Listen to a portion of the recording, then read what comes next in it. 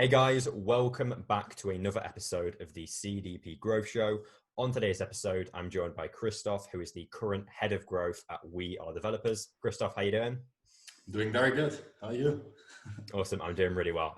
Now, Christoph, before we kind of, dive into the main part of the podcast, just give my audience like a really quick, 30-second rundown of, first of all, what the platform is, and then really who you guys serve with the platform. Sure, Joseph. So we're developers. You can probably guess with the name, it's related to developers. So you have like those normal job boards. You have like Indeed. Yeah. We're taking this very specific. So it's only for developers. Yeah. So if you are a developer or you're looking for developers, you sign up there. You find the right developer jobs for you because it's based on like an AI matching score that gives you the job that makes sense for you. Awesome. So it's very developer first. And this is also what we're trying to live actually. So yeah. That's the product and what we're doing. Got it. Okay. And what are like the companies that are typically using this platform? So currently our customers are from very big companies that basically work across the globe. So we have like, just trying to think of who I can name without being a problem, but we have like Audi, we have Red Bull, we have awesome. Like big companies, so they have a very big hiring need and we are able to actually fulfill that by being so specific for it. So that's usually, but also smaller ones. So if it's a SaaS company, you probably have worked either with a guy on Upwork or maybe you hired a freelancer. But at some point in time, you're probably thinking, I really need to build a cool team. I need to build a tech team, maybe help my CTO out. So you're going to find some very specific developers. And that's sort of where we are fitting in for startups. So I kind of, if I'm going to make a comparison, it's similar to a platform like TopTal. Yeah. TopTal, I don't know a lot about TopTal, but from what I think it's more for is it managed recruiting sort of? So they find you those people. Yeah. We are more like a platform, like you sign up where you find candidates for your open positions. So makes sense. Okay, I'm with you now. I'm with you. Yeah. Okay. And I guess it's something that a question that I kind of like asking is a bit of intro, particularly for people like you, where again you're going up against platforms like Upwork and platforms like these. I mean, how have you? From your perspective, how have you guys managed to stand out in quite a competitive, industry and space? Like, how would you say that, managed to stand out? Has it been on more the branding side or, be interested to know that. That's a very good question, Joseph. So we initially started out as an event. So we have this WeAreDevelopers Congress, which is happening in Berlin, also in Vienna. So this is our main base. Right now, as you probably all think right now, it's not happening. So we have all those, delays and stuff, so probably next year. But this is the initial place, and we had this opportunity to really position ourselves with the developer community. So if you take all those other platforms that are very fast spread, that are less rooted within the community, this is something that I think took us a notch apart. So we really got this community vibe. And other than that, I really do believe that there's talent managers that we actually have at our company that look at people that sign up on a daily basis and match them, not only AI based, but also qualitative, because it always takes both parts, right? You can never just look at data. You also need this look and feel. So we also have those people that actually look at the profile and then say, hey, you know what? This job actually fits perfectly for you. Why don't you apply? So those 2 points are actually what I think sets us apart from like normal job platforms. And then also like Upwork, where you can find freelancers. Makes sense. Okay. And how did you, how kind of more kind of your kind of story now and how you got into B2B SaaS? I mean, have you always been in the kind of, software, kind of marketplace space? Oh man. Yeah. I mean, I have always been in software, but I started out in gaming. So I'm a big nerd. You can call me that. So I have been really trying to make a living for myself first with gaming. So not with esports, but with automating gaming. So I tried to farm stuff. I was playing a lot of World of Warcraft, so I farmed accounts. I had, one screen and then I had like a lot of tabs with different accounts. I was leveling them up, selling those accounts, all that kind of things. So that was where I got my SaaS roots, I would say. And I tried to sell those things or get other people to buy it, maybe change for something. Interesting. So this was where I started off. Yeah. And then when I was still in university, so I think it's now 6 years ago, I saw Neil Patel on the stage where he talked about growth marketing. And I was like, I have no fucking idea what this guy's doing, but I want to do what he does. So this was, and now I'm like a bit more, slow down. Yeah. So I understood, okay, maybe it's a little bit clickbaity what he does. So, so I got this feeling now, but nevertheless, that's how my journey started, I would say. Got it. Makes sense. Okay. And how did you initially kind of, I know you've only recently joined in the grand scheme of things, WeAreDevelopers. So, what made you join these guys? What was the kind of attractive proposition that made you join? So before at WeAreDevelopers, I was working at an agency. Okay. And I really had this urge for work first at an agency because you really see so much stuff happening. You have clients. I had to manage 5 clients. I was also the head of growth there. So I managed 12 people, 12 growth hackers, as we called them there, that worked on different clients. Campaigns. And yeah, exactly. Also campaigns or setting up websites, all that agency stuff. So what I wanted to transition again was to be very focused on one thing. So if you worked at an agency, maybe in consulting, you might notice that you get distracted. Yeah, you have many ads, exactly. So and you cannot focus on something. Yeah. Maybe you also experience something like that. So it's hard. And maybe at some point you just want to focus on one thing. So this is what I did. I then switched there. And I'm sort of this jumper. I really like to get at a company, make it happen, get things done, help them. Yeah. So this is also why I'm mentoring. So I'm doing like on Growth Mentor. I'm having mentoring calls to help people achieve their marketing goals, whatever that might be. Yeah, that makes sense. I think there's I think for a marketer, agencies are great, but I think when you can find a company that you really like what they do, and you really kind of buy into what they do, I think it can be a lot more interesting because you get to go very deep on just one thing rather than sporadic around lots. And also you have this eagerness to try stuff. On the agency side, you usually don't get to do this. The client is like, oh, I need to have this achieved by the end of the month, or I need to do this. Makes sense. Then maybe you have a cool idea. Maybe you're going to build a funnel, like you say, okay, I'm going to get some cold traffic, going to warm it up to some retargeting, maybe have like a 6-month plan. The clients won't buy this, even though it's probably the right strategy. And those marketers that do know this are now the ones that are successful. So it takes some convincing on the client side. Makes sense. Let's go. Of course. And now, obviously you mentioned, prior to this podcast, that something that's been more on the outbound side that's been working really, really well for you guys has been actually using, obviously quite relevant to the podcast, has been using a software like Lemlist in terms of, on your kind of outbound strategy. So I'd be really, really interested to know how that's really played a role in the outbound strategy and really how you guys have, used that software to see quite a lot of success with, cold email. So cold emailing is something that is super easy to start with, but hard to master. So you can get an email from LinkedIn in a minute with all those tools out there. You can also just find it somewhere, but then the content and getting people actually to be interested in what you're writing compared to those other 1,000 emails they're getting on a daily basis, that's where it's hard, right? Yeah. So with Lemlist, we took this approach of this personalization other than hello, first name, last name, I saw you working at whatever. Blah, blah, blah.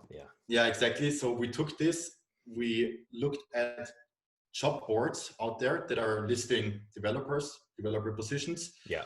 We had some people at our company that actually then also qualified them and then subtracted this information. And we then use this info as a filler for a custom image. So we have an image of our job platform, how the job ad would actually look like. So the person that opens the email is first wowed with seeing, okay, this is how it would look like. They even got my job title, the description, the salary, whatever. Everything is ready. Let's go.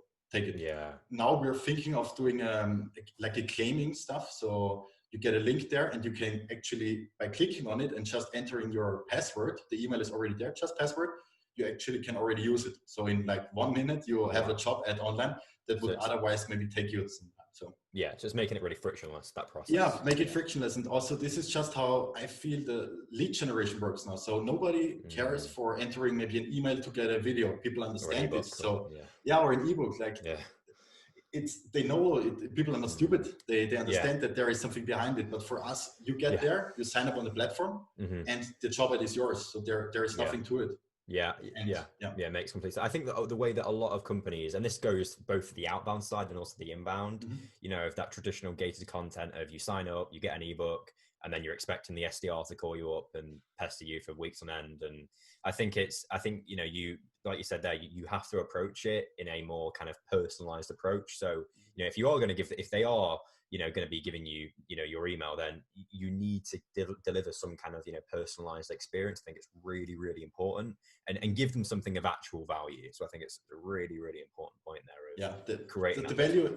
Yeah. That's hard to understand. What is the value for a customer? For somebody, it might become something completely different. Yeah. So let's say in current times, a lot of this value is being delivered. So that's, I think, a great movement that a lot of people are actually just giving, not asking. So that's a very cool thing. And I believe that this will also continue afterwards. So people just see, if you give, then you can also maybe take at a later point, but this is not your main focus at the start. So that's a good point. But what I want to say, when we're already talking about stuff like Lemlist, the importance of the data quality is almost as big as having a good copy. Because let's just take an example. If you are thinking somebody is, maybe in our case, we have recruiters and we have, let's say, like HR managers. Yeah. So they have sometimes, not always, sometimes they're calling it the same thing, but they have different tasks they're doing. Maybe somebody is responsible for getting new leads, for acquiring new talents. The other one is responsible for actually managing. So making sure everybody's feeling happy, that we have full benefits, those things. We don't reach out to both of them. It doesn't make sense to reach out to somebody that just cares for, handling the internal employees. Yeah. So knowing this is important. And maybe in the job title, it just says HR. Well, you might not know that this person is actually the right one or not the right one. Yeah. So this is sort of a tricky thing that, the right data can handle if you combine the right metrics too. Yeah, and I think, like you said, it's and that really goes for all departments, right? It's like, that there may be a CMO that focuses on one part, and then there might be the VP of marketing that handles a completely different part of the marketing function. So I think it's the same across, right, all departments. HR that you said there. I think it's a really, really important point of not just really understanding who it is in the company that is handling a specific function, right, and is going to be relevant to what you're sending. Really. Yeah, because it's very seldom nowadays that you work in a vacuum. You don't work just in your department. You will always have some connections. If I would count the hours I talk to our sales team or the CSO of our company, it might even be more than I'm talking to a VP of marketing right now, because we're doing so many sequences together. We're just figuring out, why did somebody get an email, or why weren't we accurate enough that we actually, also maybe a fuck up of our side, but we actually emailed somebody of our clients or someone of our clients. Yeah. Those things, it can happen. It's not good and it should never happen. Mm-hmm. But then you actually see what might be wrong in your data. Maybe you're using a tag, but this tag is maybe already deprecated. Yeah. Those kind of things. So that's why it's important to always have this alignment, especially with sales as a marketing guy. Yeah, completely. That alignment is, I think, is going to be the new buzzword. I think of getting both of them departments to work, in kind of in the same function. It's really, really, really important. Is alignment's everything nowadays. And obviously, more kind of now moving on to your tech stack, and obviously that ties perfectly in with that. How have you guys? Because again, we get quite a lot of early to mid stage founders that that listen to this show. And something, for a lot of these founders, it can be a very intimidating world, the world of MarTech and the world of just softwares and you've got tools like HubSpot, and it can be a very confusing space, for a new marketer. I'm sure, I definitely saw it when I got into the space. And I'd be really interested to know, how you've kind of structured, the stack, at WeAreDevelopers, and how you've kind of some of the core tools that you've put in place, and really, why you put them specific tools in place. Yeah, I really like talking about this, because I also feel like as my career evolved, I also had this evolvement this transition of tools. So at the very beginning, I was working with Google Sheets, like the obvious thing, you start with this, and then it evolved more into more sophisticated tools. So right now what we're doing is we're using a combination of HubSpot with Intercom and Zapier. Okay. That's our main tool stack, because HubSpot obviously offers a lot of different things. And the reason why I would probably call it like a mid-class car right now, what we're having. So we are not driving that A-class, but we're driving a mid-class car, because that actually fulfills our need right now. Yeah, makes sense. So this is something, I think, also when we talked about it before having this conversation right now, that many companies are just jumping to something that looks the best. So the shiny object syndrome is a very big problem. This is also why when I look back at working at the agency, we had one client that was so focused on getting Salesforce, like they saw sales, their events, and they also read a lot of white papers. They had a lot of podcasts listened to. All that marketing mix perfectly done. And I don't want to bash Salesforce. I really think they're an amazing software. Like being able to fulfill so many parts of sales, marketing, customer success is incredible. But it is true that it's hard to handle. And this client, they actually hired somebody full-time. So I think it was 40 hours a week with a very good salary that was only there for implementing Salesforce. And this was for 6 months. And then they even had a consultant on the side. So you need to know this before you think of, oh, I want to build this spaceship. So that's why we're going with HubSpot. It's like this mid-class thing. It works with Zapier. You can pretty much connect everything. Like Lemlist, for example, somebody unsubscribes from your list because they don't want to get an email. Integrate, exactly. Remove them out from your email list. So super easy. I think it's so important, especially in those early days, that you just keep it nice and simple. And like you said, you level up as you go. You don't jump to Salesforce when you're first starting out when you don't need it, right? And I think the other point that's probably something that's good to mention is also, assessing the tools based on your own sales cycle, your own, because in a lot of cases, I think a lot of companies, they jump to tools like Salesforce when actually their sales cycle is just, it doesn't involve anywhere near the complexity that a tool like Salesforce kind of really solves, if that makes sense. So I think it's really creating your stack around how your business and how your sales process is actually designed. That's on that thought. Actually, it makes a lot of sense if you think about it, that it's just a tool that you're using. So it's not like this is the approach needs to work. If the approach doesn't work, it doesn't matter if you're using Pipedrive, Google Sheets, Salesforce, whatever. If the approach from getting a free sign up, getting a call, then maybe sending some email nurturing campaigns, if this one doesn't work at all, it doesn't matter what you're using. So this is something. Completely agree. And what, again, obviously in kind of aim for the target audience, what advice would you give to a kind of early stage marketing team, early to mid stage, they're in that kind of phase of growth? What advice would you give in terms of building that stack and approaching whether it's adding new softwares in, and just how they should go about structuring that MarTech stack? So I'm gonna sound very boring right now, so sorry already for that, but I also hate it doing myself, but it needs to be done. So first, get everybody in the room. If it's like sales, if it's marketing, if it's your CEO, everybody should know what you're trying to achieve with this stack that you're using. And if that is, let's say, HubSpot, then you need to write down what are the MQL score qualifiers, what are the types of customers that actually get into your HubSpot, when do they get kicked out of it. Maybe have like a layer between. That is something that I really liked from Hull. I read a blog post last time, I can also share it with you later, where they explain it to you how you can have like this layer between that only sort of whitelist companies that have fulfilled all those criteria, and then they get actually into your CRM. So those are all those kind of things that they seem like unsexy. They seem like, oh, I don't want to do this, I want to get those contacts in. But I can tell you from experience, also what we are currently doing, we're removing a lot of dead contacts, dead companies, all that kind of stuff. And you can avoid this, and this takes hours of work just because you had one integration where you get all those companies, that's it.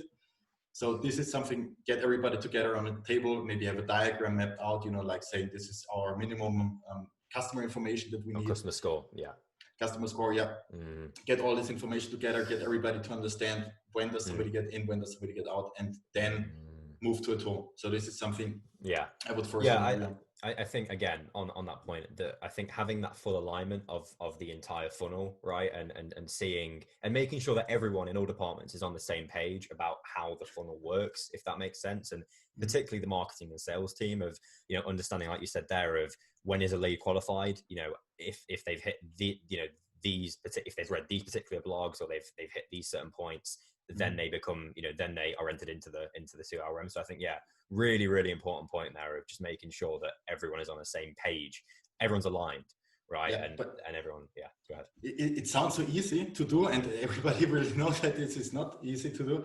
Because there will be cases where this won't hold true. There will be outsiders. So this is why it's even more important to have the structure set up before, because then you know what to do with those cases. So for example, you might have some dead contacts in your database, and after 2 months, Yeah. You have them, and before you set it all up, why are they in there? You don't know that if you don't write documentation, or at least have a conversation at the start where you maybe have like a coda document, or you know, or even Google Sheet where you just write it down.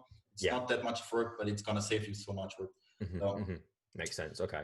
And so, you know, once they've kind of, you know, laid the foundations down correctly, everyone in the, you know, everyone in the company is on the same page about how the funnel is laid out and kind of how the process works. What should be the next step then in terms of, okay, which softwares are we gonna pick, if that makes sense? So like it really depends also on the stage. So if it's very early stage startup, like just trying to maybe acquire new funding, maybe doing like first series, then it probably should really be a CRM first, because you should somewhere store all the information. If it's very early, even MVP phase, you could actually build a CRM with a Google Sheet. That's it can work. So you can do that. It's all right. You should then at least know when you transition to something bigger, probably after you hit like 10K contacts maybe, and your list keeps growing and Google tells you, of course, go away. So probably this one. And then it also depends if your product is something that maybe like a web-based product, you need to somehow track the product usage in any way or another. So, you know, you have like a lot of different tools. You have it for apps that you can do with, I forgot the name right now. Do you remember for app product tracking? There was one, Mixpanel, sorry. So I think Mixpanel does some app tracking. Having those tools is super crucial if you are really relying on those product usage metrics. Like, did somebody open my app today, or did somebody churn? Did they invoice something? Really depends on your business. So this is the next thing I would probably look at in terms of like stack as a core thing. Got it. Makes sense. Yeah. Okay. Makes sense. Yeah. So it's really, like you said, laying the foundations down correctly, and then really you've got to assess it based on the stage you're at. So if you're early stage, it's not about, you know, jumping the gun, and it's really just leveling up as you go with, you know, with the stack.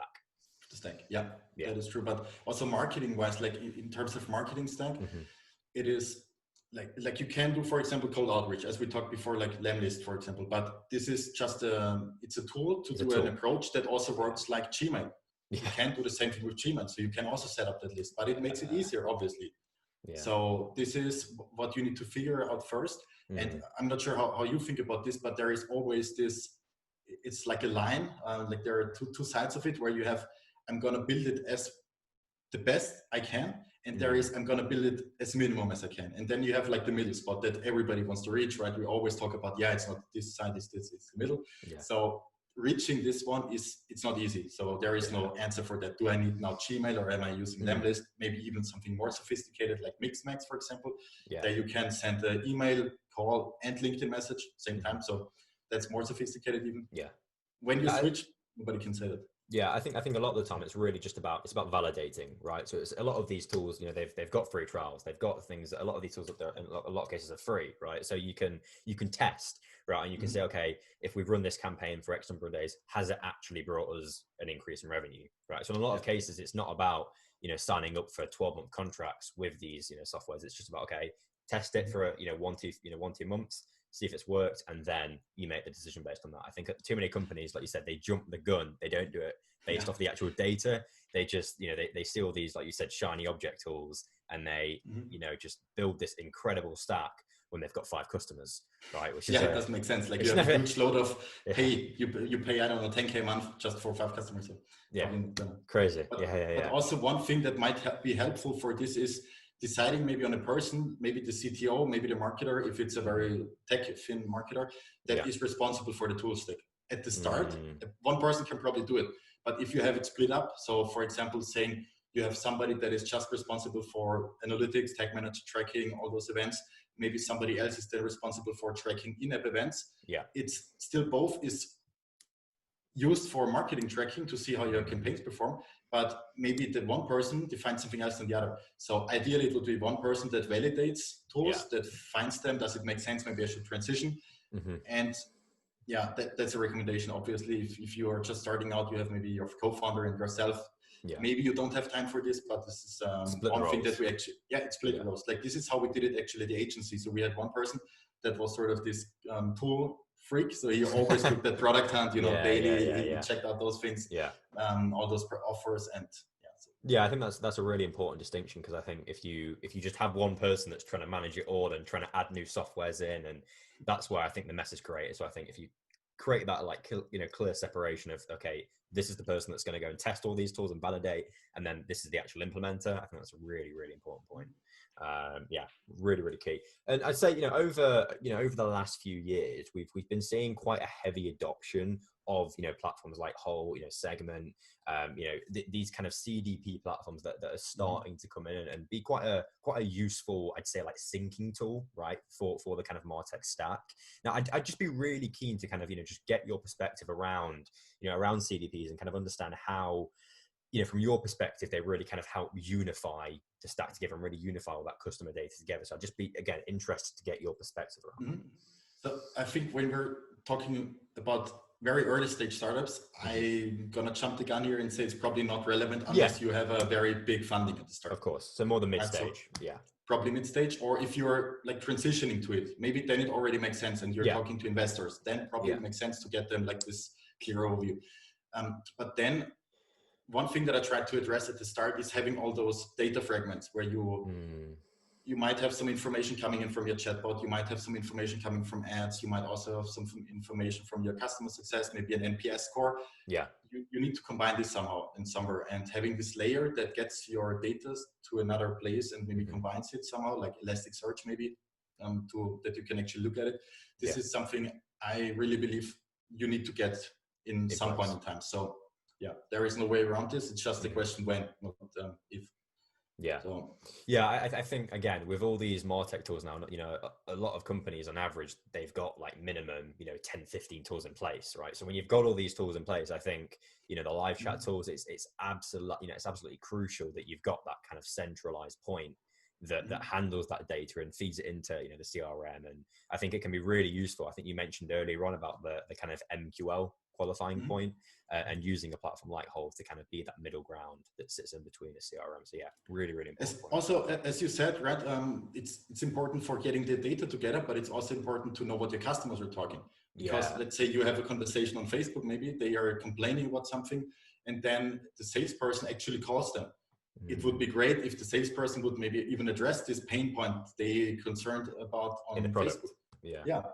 So knowing this data, it's just a complete different feeling. Or knowing they got an email about this and that, that's just different ballgame. And that's really good, because I think a lot of people, think about it from how is this going to help us become a better company and help our data or our internal data.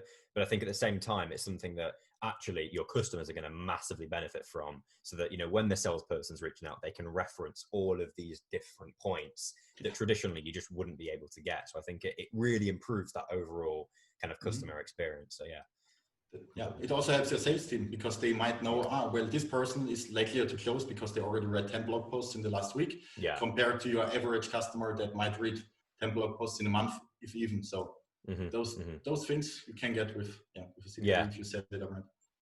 Yeah, I think also, again, when upgrading the stack, obviously, as a SaaS company, you're kind of chopping and changing with lots of different softwares. And I think again, having that point where when you are upgrading the stack, when you're adding new softwares in, it's a very useful software to have in place when you're upgrading, and it doesn't require lots of kind of, like I said, chopping and changing. Especially when maybe a developer works with it, maybe an API needs to be connected, and they have to read through the whole documentation, and everything is so hard to understand, and they take maybe a week for it. With this reduces the amount of work a lot. Yeah, makes sense. Yeah. And again, something that I really like to ask as a kind of final ending question, really tough question, because there's never really one answer to this, right? But it's, what in your opinion, what would be, if you had to kind of pick on one metric across the kind of marketing funnel that you just think is absolutely vital, for growth marketers to be tracking, what would you say that like one metric is, if you had to pick one metric? If we're talking about SaaS companies that are, if it's web or if it's an app-based or if it's a platform, whatever, I would go for daily active users, and then segment is probably saying new daily active users per day. Yeah. Very early stage. So you're caring about this very granular daily activity. It hopefully keeps growing, so you get more daily customers or daily active customers each day. I would go for this. And they active, it really depends on your platform. So for us, for example, we are having developers and we are having companies. So developer for us right now is active when they apply to at least one shop in a month. Yeah. Versus a company is active when they post at least one shop in a month. This is just currently what we're using. It's not correlated to anything. They are more likely to become a paid subscriber or they're more likely to apply to more jobs if this is happening.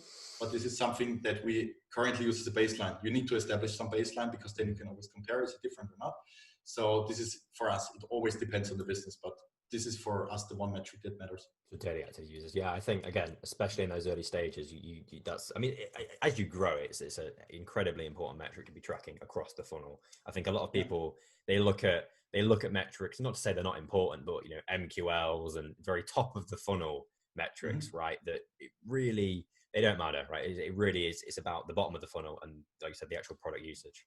Yeah, and they all amount to this. So what you said, like MQL, for example, they also end up in then being hopefully an active user. And also it's sort of fun to look at it. So to being honest, like seeing those numbers go up, hey, look, we surpassed maybe a certain threshold. Maybe we have 20 active users per day. It really depends on the business, what is a good amount. But this is something that gives you a good feeling that people are actually getting the value from it. Yeah. And like a nice bonus to it. And I think, again, it's a metric that, it proves that the actual entire machine is working, right? Because when you just look at metrics that are too high up the funnel, it doesn't really prove the value of each department, right? So it's something like that. It's something that really proves the worth of the entire business. So completely. It proves the worth, but also, like, for example, pipeline generated. It might be a metric that becomes very important maybe at the later stage, because this pipeline generated, if we would make a tree, for example, I would see this active user at the very top. Pipeline generated is probably somewhere above it, because it might, if you're already paying for it at the start, you're not free trial, then it might be above, below it. If you're paying afterwards, then it might be above it. But this number is something that is much closer, I would say, to tactics versus these active users. With active users, you can make changes to your product. It might mean that you make more ads. It might mean that you're more visible on certain platforms, whatever. There is so much to it, so it's hard to pinpoint. It's hard to pinpoint. Everything that stems from that, makes 100% sense. Well, look, Christoph, it's been really, really awesome having you on the show. It's been honestly a really, really great podcast. I think we've really learned a lot, especially around how you guys have structured that MarTech stack. And I love the point on Lemlist. I think a lot. It's definitely something that I'm going to be kind of looking into, and I think again, it's particularly useful for trying to break through the noise, on channels like cold email. So really, really awesome having you on the show. So last thing that I want to say before I'm leaving is, a fool with a tool is still a fool. So I love this quote. So also take it here. This is what I truly believe. So it doesn't make sense if you have a fancy tool if you cannot use it or don't know the approach behind it. Completely agree. Yeah, a tool is what was it again? Sorry. A fool with a tool is still a fool. So. Love it. Completely love it. Okay. Well, guys, look, it's been awesome having Christoph on the show. And guys, I will see you on the next episode of the CDP Growth Show. See ya.